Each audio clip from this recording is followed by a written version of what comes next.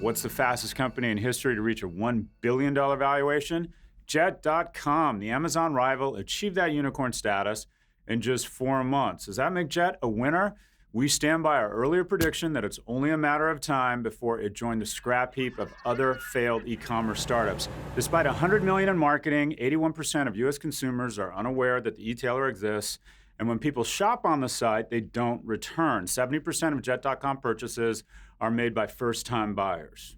A winner, brands using Kik to sell products. 2 weeks ago, we talked about messaging as the next big thing for marketers, and Kik is becoming their platform of choice. Kik was one of the first to let users customize chatbots. Does anybody else find this whole chatbot thing really disturbing? Max Headroom is about as much chat and bot as I want in my life. Anyways, H&M is a winner for experimenting on Kik, launching a bot that mimics in-store interactions with a salesperson. A loser, soda. I don't buy it. Diet Coke is still the best solvent for getting rust off the bottom of my skateboard. Anyways, bottled water will surpass soda in sales for the first time ever in 2016. Does that make Coke and Pepsi losers? Not really, since they own the biggest bottled water brands, Dasani and Aquafina.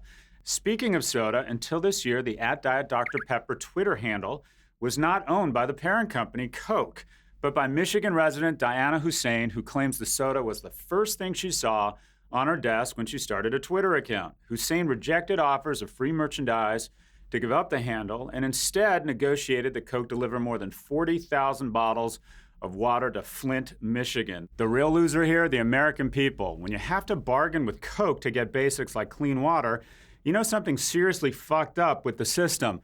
A winner, billionaires. Well, no shit. If you stacked up the fortunes of the 50 richest billionaires in the world, you get 1.5 trillion, more than the GDP of Australia or Spain. No surprise, most of the 50 billionaires are older men. Only 4 women made the list, and all through inherited wealth.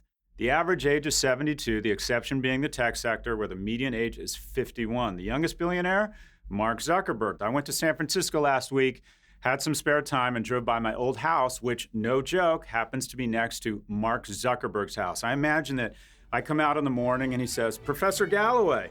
And I just give him sort of a nod. I just don't have time for the Zuck. So he says, "Again, Professor Galloway." And I say, "Yeah, what's up?" And he says, "When can I come teach a class?" And I'm like, "Look, Zuck, we're kind of busy over at NYU Stern, but I'll get back to you." These are the kind of things that run through your mind when you sold a house for $900 grand in 1999 that's now worth $9 million. We'll see you next week. I can tell that we are gonna be friends. I can tell that we are gonna be friends.